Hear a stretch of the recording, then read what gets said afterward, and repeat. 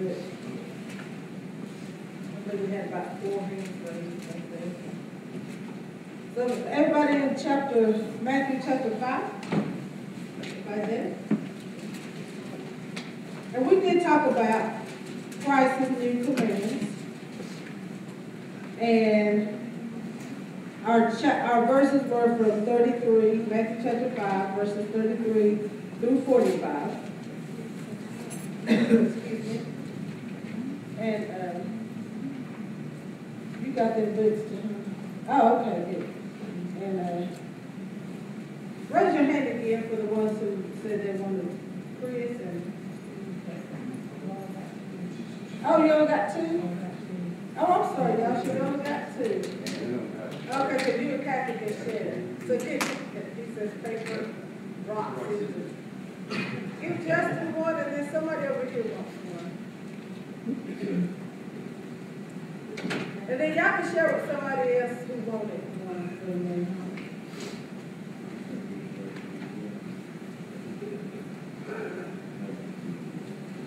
All right, so now everybody at Matthew chapter 5, verses 33 to 45. I believe we stopped at, this is talking about Christ's new commands. And as we were talking about, as he has said that he did not come to what? Destroy what? Destroy the what?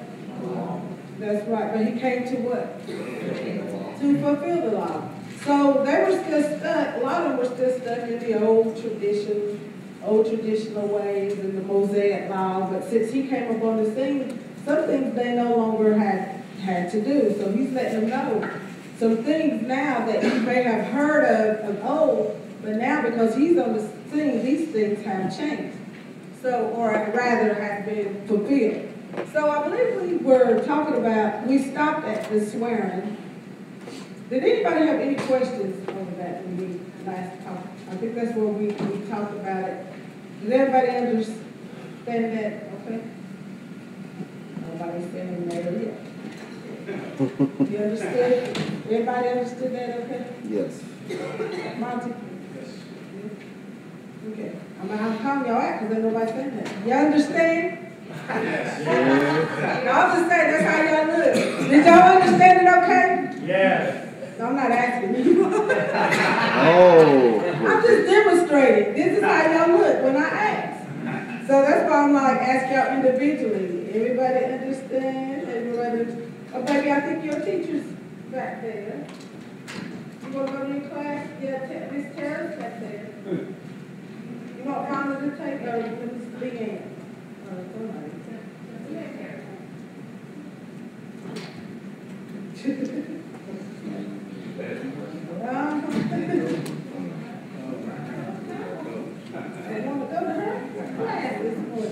Okay, so we got past that, and so now we're in the 5th chapter, looking at, 37, as we said last week, let your nay be nay and your what? Yea be yea. It means keep your conversation with what? No or yes. Don't make any promises. Don't, especially when you know you're not going to keep it. And that's what the Pharisees did. They were always taking oaths knowing they really didn't even want to take it, but boy, they're trying to make you believe. That's why he said, they would swear upon different things, upon heaven, upon the earth, upon different things. That's why he said, don't make an oath. Don't swear upon these things. Don't swear by nothing. Just let your nay be nay. If you mean no, you say no, you mean it. If you say yes, you mean yes. And that's all it is to it. Just like our Pastor Ty, if anybody wants to pledge $1,000, sow a seed of $1,000 by April, don't go to Pastor Ty and say, well, yeah, I'm going to do it. Just try to make yourself look good, don't do well. You ain't going to do it. You ain't going to make an attempt to pay $1 on it. Just say, no, I'm not going to do it. Because how many of y'all know it's best to what? Not to make a vow than to make one and do what? Break it. And that's the word. So, anyway, that's what he talked about. He said, let your nay be nay and your yes be yes. For whatsoever is more than these cometh what? Cometh evil. So when you do these things, what comes? That's it. That's the word. And how many know this is Jesus? Is this in red writing? That means Jesus is talking. So look, so we go there, we just kind of brushing up because this, I think this continues on into today's lesson. Looking at the 38 and 39, who wants to read for me? We just kind of going to brush up to get to our lesson. Thank you, Sister Bonnie. You have heard that it has been said, an eye for an eye and a tooth for a tooth. But I say unto you that you resist not evil, but whosoever shall smite thee on the right cheek, turn to him the other also. So, he said back in the day, that's what they did. Take my eye, I'm going to take your eye. You knock my tooth down, I'm going to knock your tooth down. How many of y'all did that anyway? You cut me with the knife, I'm going to get a knife and cut you back. That's an eye for an eye. You stole from me, now I'm going to steal from you. That's an eye for an eye and tooth for a tooth, right? So he said, and that's what they did. But he said, don't do that. And look at verse 39. Whosoever shall smite thee on the right cheek, do what? Turn him the other also. I remember when we had this in Bible study. Now, even when you're a Christian, now unless you being beaten and whooped for the name of God, unless you've been tormented for the name of God, that's something that we just, as Christians, may have to go through one day. But now, before that time comes, now if you sit there and smack me in the face, the Bible says He give you a way of escape. Is that right? Got a bunch of people trying to jump on me. So you think I'm going to stand there and let them jump on me? I'm going to be swinging my way up. That's that way of escape God's going to make for me. Swing my way. I don't know what the outcome's going to be, but that ain't, but He don't mean for somebody just, He does want us what? To defend ourselves. He don't mean for somebody to just sit there, you just sit there and let somebody beat all over you. No, that's not. How many of y'all would do that anyway? That's right. I got one no. Now I got two no's. I said, y'all would do that? Everybody would do that?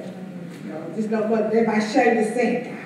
I tried to be a Christian. I'm not going to say that. You still can be a Christian and defend yourself. How many of y'all know that? You say what, Monty? That's right. That's right. That's it. That's right. So, but during this time, Jesus was letting them know, you might, because how many know they did go through for the name of Jesus. They were tormented and beaten and stuff. And like I said, in the third world countries, they're doing that now. So that ain't the time that they trying to defend themselves. That's something that time has come for them to really be sold out. To see if you really sold out for Christ. Is that all right? So some things he said we're going to have to suffer through. Is that all right? Does everybody understand that? Now don't go picking no fights. Don't say my Sunday school teacher told me I could just beat you up. No, don't start nothing. And we don't start nothing. And we don't go looking for a fight. We don't pick no fight. But in case we're in that situation to where somebody does try to strike us or hit us, we have a right to defend ourselves. Does everybody understand that? Okay, don't go cussing them out. My teacher said I could defend myself. I'm going to cuss you out. No, your teacher did not say that. So now, everybody okay? Go ahead and read 40 through 42. And if a man will sue thee at the law and take away thy coat, let him have thy coat also. And whosoever shall compel thee to go a mile, go with him twain.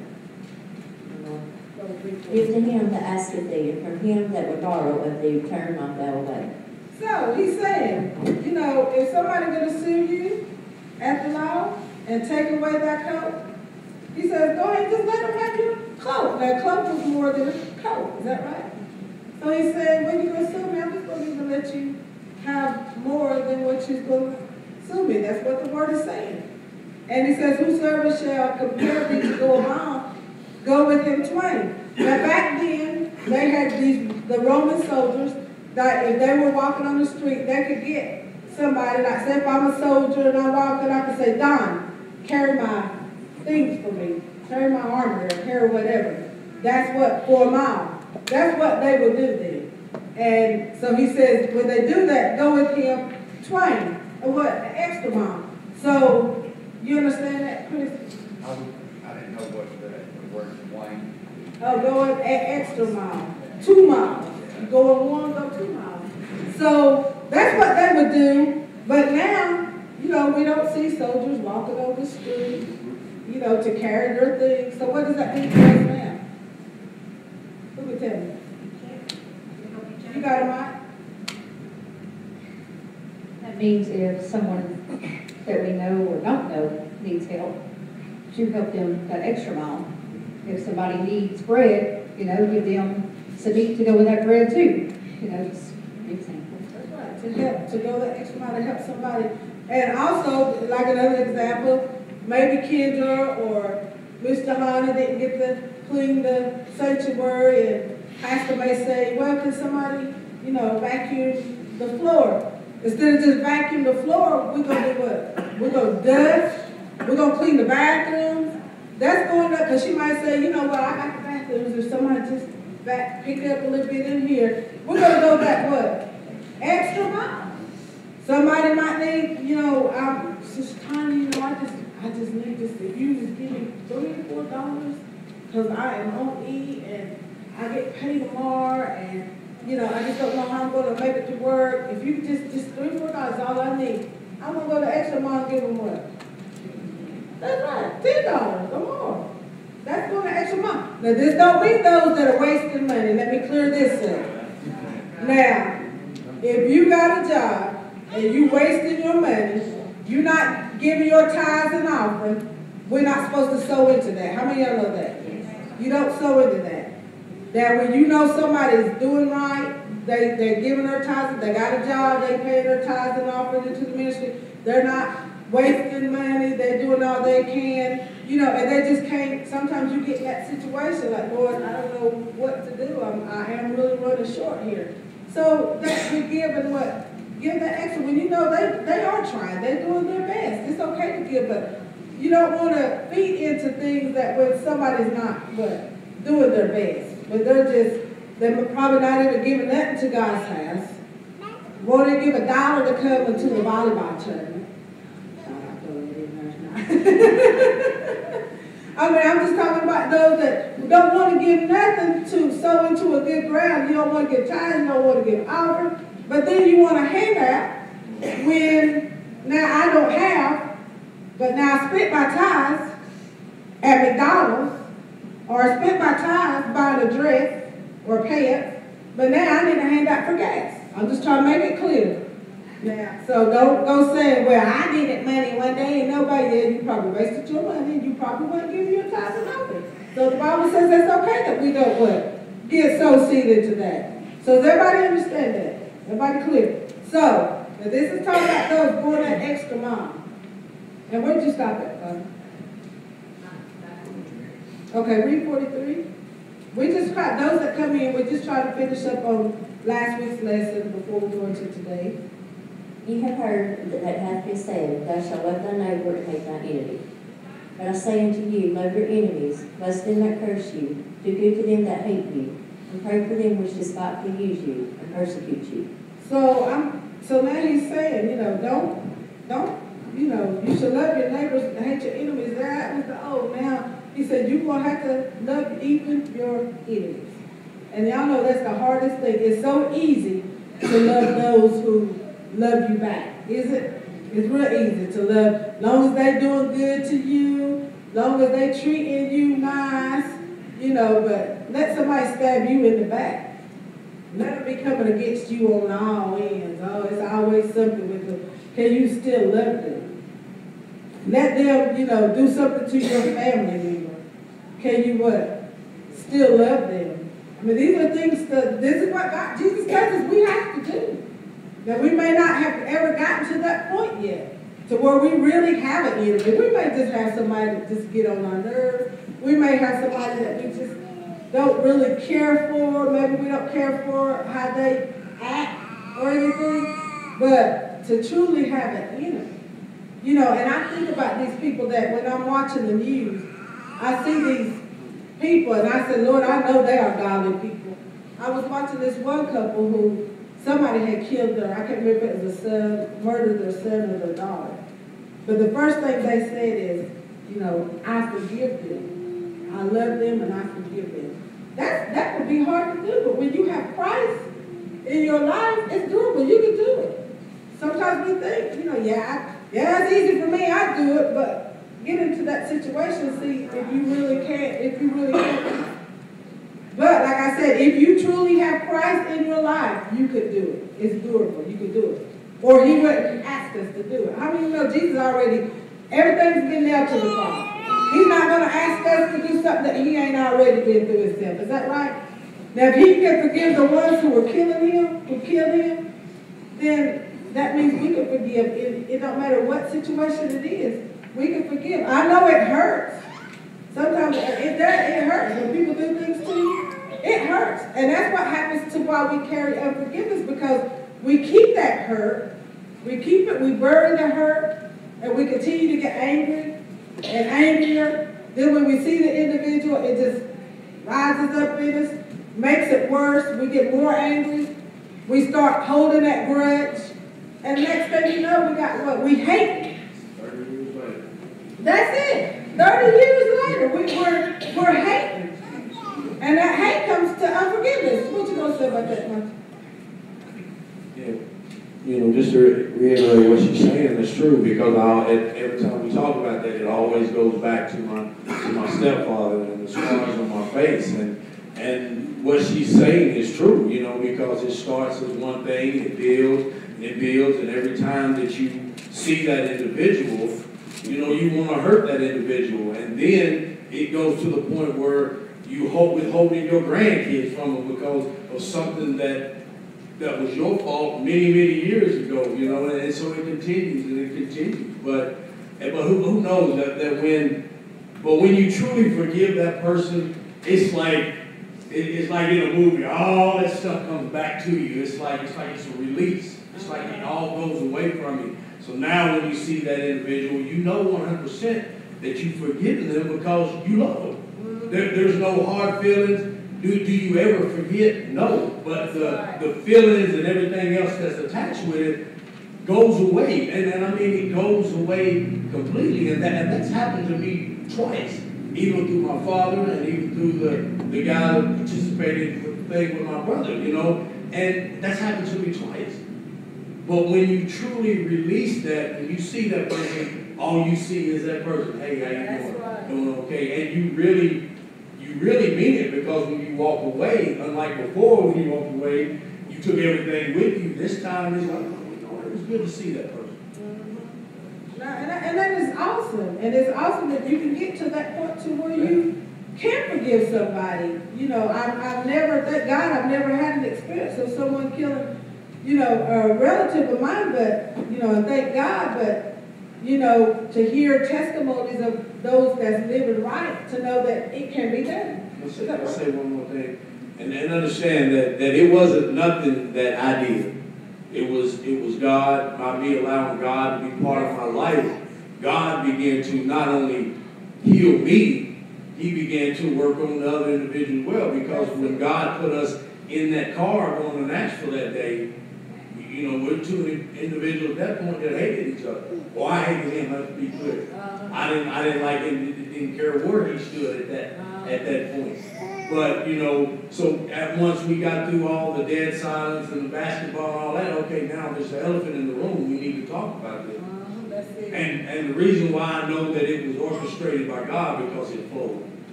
It wasn't, okay, let me talk about this, let me get mad, let me get upset. No, it was orchestrated by God, and that's why I'm important. I can do all things through Christ, who strengthens me. That's right. Because evidently I didn't have the strength or whatever, the resolve to do it for 30 years. And I'm saying 30 years. It happened when I was in my early 20s. And it was how long since I began? So that's a lot of years. So evidently God strengthened me enough to, okay, let's put this out. But even in all of that, it was up to me to say, you know what? I forgive you. That's right. You know, because sometimes we just think that time just takes away everything. No, it don't. That's right. You know, sometimes you just gotta confess, look, I forgive you. This is where I went wrong. Whether they receive that or not, that's another thing. But it's up to me or whoever to go, look, I forgive you. I've done my part in this. I'm freeing myself from whatever it is, because who knows that this keeps you bound for a lot of years. We don't understand that was literally a stronghold on my life. That's right. You know, I wouldn't even go see my mother because of that stronghold. Because of something that I had done, and that's where it began for me, is that I had to own up to my part. You know, I was on it the whole years. All I thought about was the scars. Every time I looked in the mirror, every time I did something, so every time somebody asked me, and the focus went to that individual instead of this individual, to where had I not went out and got drunk, had I not went out and got high, had I not done those things on my side, we wouldn't even be talking about that. And then I had to understand that why he did what he did.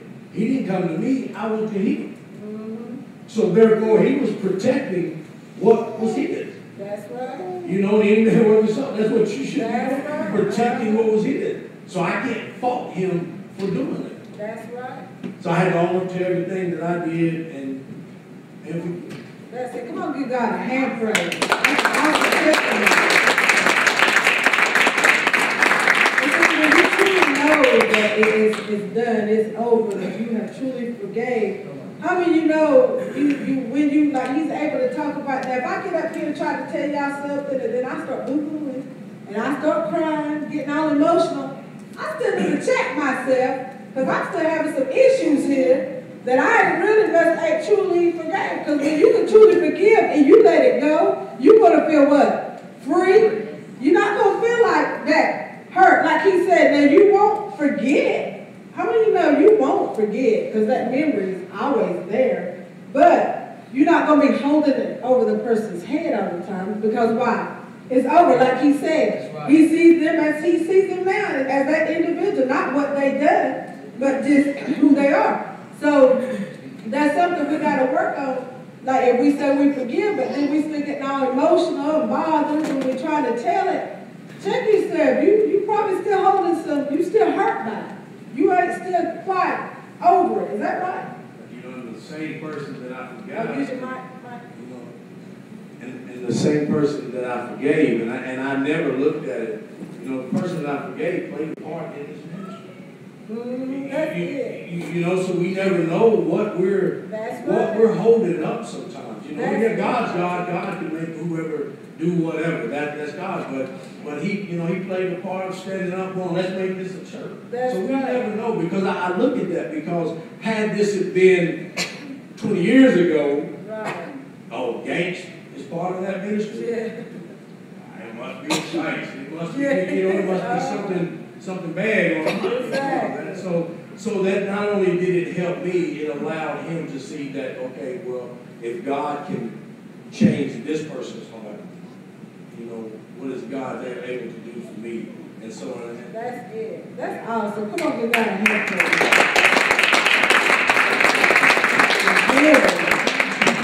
So, and like that, like we're still in the subject of loving your who? Loving your enemy. Is that right? Loving your enemy. But now, does that mean that I got to hang around my enemy? It's because they're my enemy. That's right. You can love them from a distance. It's okay. You can love them from a distance. That don't mean you don't love them, but if they called you and need, oh, maybe I'm right here. You know, if something happened, you know, I'm right here. So, but that is loving your enemy, because love is a what? It's a sacrifice. Doing things of something you may not want to do. You may not feel like doing it, but you do it because why? You love that individual. Is that okay? Anybody else? So let's round this lesson up. We're gonna move on to today. Go ahead and read the rest. What'd you stop at? That ye may be the children of your Father which is in heaven. For he maketh his sun to rise on the evil and on the good, and sendeth rain on the just and on the unjust. Okay, so this is wraps this up, that, you know, because we didn't finish the rest. Bless them that, well, she read it, but we didn't go over it. Bless them that curse you, do good to them that hate you, and pray for them which despitefully use you and persecute you. So Jesus let you know, well, if he can rain on the just and the unjust, what about us? Is that right? I mean, that's the word. The sun rises on the evil and on the good. And sendeth rain on the what? Just and the unjust. But let me share this. Just because he's raining on you, you unjust, does not mean you going to heaven. Is that clear? He says he rains on the just and the what? Unjust. He didn't say because I rain on you, you become just. That ain't what he's saying. But he's just teaching us as Christians to do good to those who, don't do good to us back. Somebody don't curse them back because they cursed you. Sometimes, now, I don't do it, but sometimes we just got, Lord, put guard over our mouth. Because we so quick to open our mouth. How many of y'all have done that before? Been so quick to open your mouth towards somebody. You done said the wrong thing. You supposed to be a Christian. Now they looking at you like, she's a Christian? Because now you know they said something to you, you said something to them back.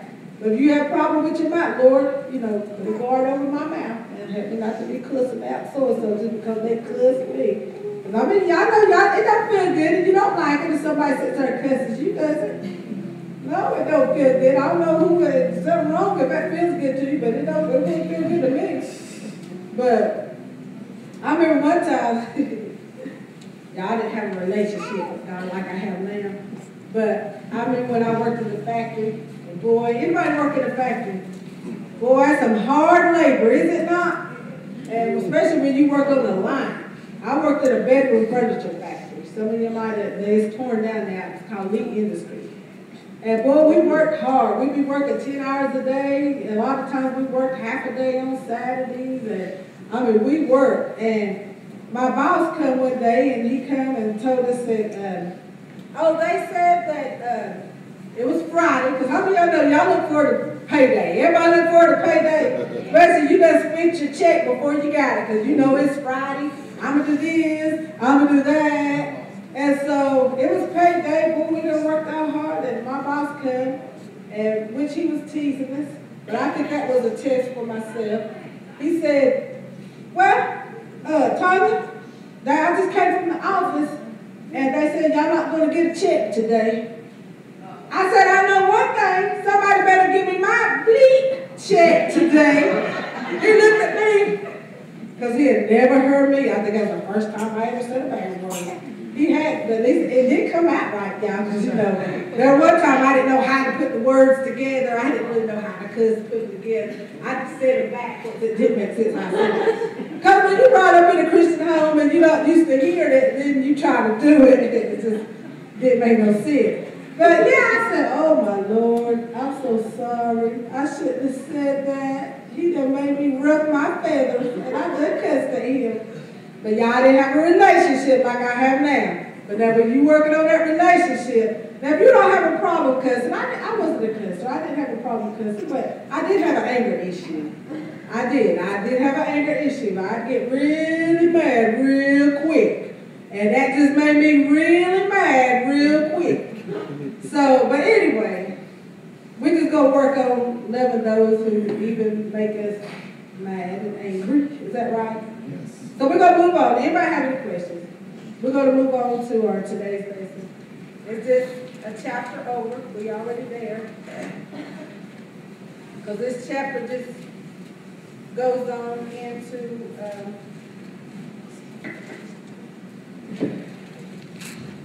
let's see where we are. We stopped at 43. Well, this kind of skipped. Where'd you stop? We read that at 45, right? Okay, so now we're going to go to chapter 6. And we thank God for our pastor, the greatest pastor this side of heaven. We thank God for our associate pastor, the greatest associate pastor this side of heaven. Come on, y'all, come on, pray. We appreciate our pastor. God gave us the best. All right, so is everybody there? Matthew chapter 6. Subject of this lesson is Christ's new teachings.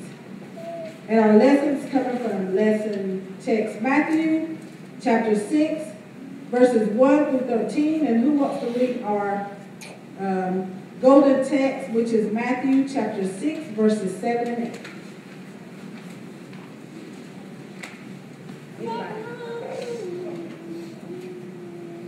But when you pray, use not vain repetitions as the heathens do, for they think that they shall be heard for their much speaking. But not ye therefore like unto them, for your Father knoweth what things ye have need of before you ask him. All right, thank you. We're just going to go on to our lesson. I'm going to talk to that. Somebody take verses. Well, I think we need to do verses 1 and 2. Got to do 3. Go on, do 1 through 4. So they all go together. Oh, go ahead, Chris.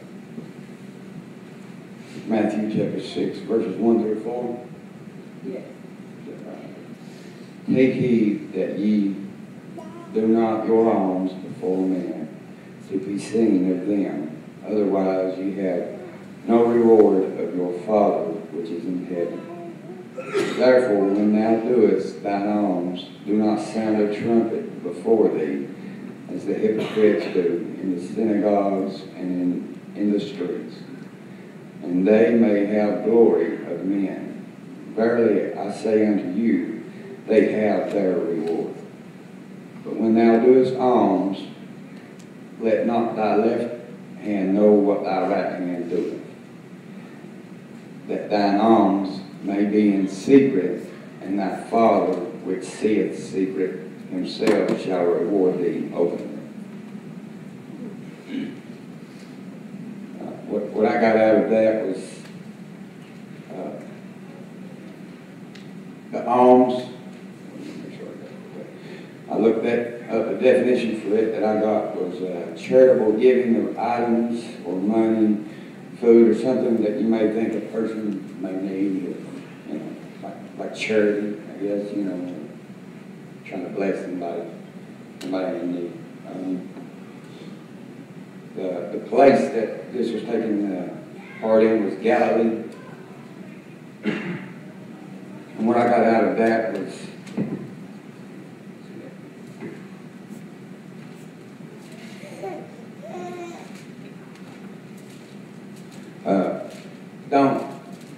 when you give somebody a blessing or something like that, don't do it, openly, to get credit for it. Be like, you want that pat on the back or somebody saying, "Oh, you did a good job." That was awful nice of you, because it's not really, you're not really doing it out of your heart if you're looking for something in return. And like the sounding of the trumpets, like the hypocrites did, that's basically like what I was saying. You're looking for that verification. That I can't think of the word right off the top of my head, but just like a pat on the back, so to speak. Now there was one thing that I got a little confused with was I got some of it, but some of the roundabout what it means, but the other part I don't is verse 3. When thou doest alms, let not thy left hand know what thy right hand doeth. Now is that like just saying, okay, I'm giving, somebody something, don't open your mouth. That's right. Don't tell, because if you look at it in the naturally, your hands know what they do, and so when you do something and that sound the trumpet, don't be telling. Don't tell what you do. Well, I gave Pastor $100 Sunday. I put it in her hand and I gave it. Well, you done sounded that trumpet. You done that, or telling somebody, "Chris, did you know what I did for the pastor? I gave Pastor $500. I did that." There's your reward. You're not gonna get nothing else. There's your reward. Or like coming into church. Like I spoke earlier, say if Kendra wasn't here, okay, then somebody came and vacuumed the church. "Pastor, I vacuumed the church. I cleaned up the church." You gonna tell me how good I did? Because that's really what you want, is that not? You want that what? Pat on the back when you tell. You said, "Okay, I'm going to get that pat on the back. Or like, say if you expected some money, and you go to tell, because I've already heard this myself, say if you expected a large lump of sum, and then you go tell pastor, this is what I'm going to do for the ministry. Is that not? We're supposed to keep that to ourselves. And most of the time, you go, something happens and you don't do it anyway. I've just seen it done. You don't even open your mouth because you're going to get that lump sum of money and it's going to be bye-bye, breath of life. So don't even tell it. Don't even tell what you're going to do. Don't let your right hand know what, don't say a word. Is that right? You give somebody clothing. Like, oh, I gave him that, that's mine. That's right. You don't say that. Is that everybody understand? Keep everything, just let it be between you God in secret. He says what? That verse 4, that thine alms may be in secret, and thy Father which seeth in the secret. Because I mean, He sees everything that you do. You don't have to tell it. That the number one that needs to see it, He sees it. So you don't have to tell it. He's going to reward you what? What does the word say? That's right. He's going to reward you openly. But look at verse 2. When you sound that trumpet, now see, that's what the hypocrites would do. Oh, they wanted to be seen. And I think there's a scripture somewhere as I was reading the word, they wanted more praise from men than they wanted from who? God. And we shouldn't be like that. We shouldn't want praise from men. We should want only praise from who? God. To make Him happy, to please Him, because we should be pleasing Him and not who? And not pleasing man. Everything that we do, we should be pleasing God. So when you do things, and even if, say, God blessed you with somebody just unexpectedly died or anything, and God blessed you with a large lump of sum of money, well, just give it in the Sunday tithe like you normally do. You got to take it to pastor. Pastor, look what I got. I'm giving it. What do I do? You know what to do with it. Just put it in the offering. You get a bit. Is that true? You've been paying tithes and offering all this time for years. Now all of a sudden you get about $10,000 that you need to give it to pastor, or you get $20,000 you need to give it to pastor. Is that right? When you've been giving it to the tithes all along. So I mean that's sounding that trumpet. Is that right? Where you get a big income tax. Oh, well, I need to make sure Pastor sees me paying my tithes out of this. Pastor, here, will you pray over it? Put it in the offering, and Sister Nancy's going to pray over it. Is that right? You don't have to sound the alarm. You don't have to sound the trumpet. Just give it. If you want to do something for the ministry, you ain't got to let your right hand know what your left hand. Just do it for the ministry. And you will, your Father in heaven will do what? Reward you openly. Now, Pastor, she may say, we thank God for so-and-so that, blessed the ministry and did that. That's okay because you're not doing it, but what? The God through her is saying, we thank God for that. Is that all right? Now, everybody understand? Yes. So we don't have to, so Chris, you understand it now? Yeah. So you don't let nobody know what you're doing. Just if you're going to do something, just what? Just do it. If you want to come in and clean the church for Kendra or Miss John, you ain't got, Pastor, I can't look at, boy, I worked up a sweat. I cleaned that bathroom, and I cleaned that church up, and boy, it's smelling good. And look, there goes your reward. Out your mouth. Is that right? That's your reward.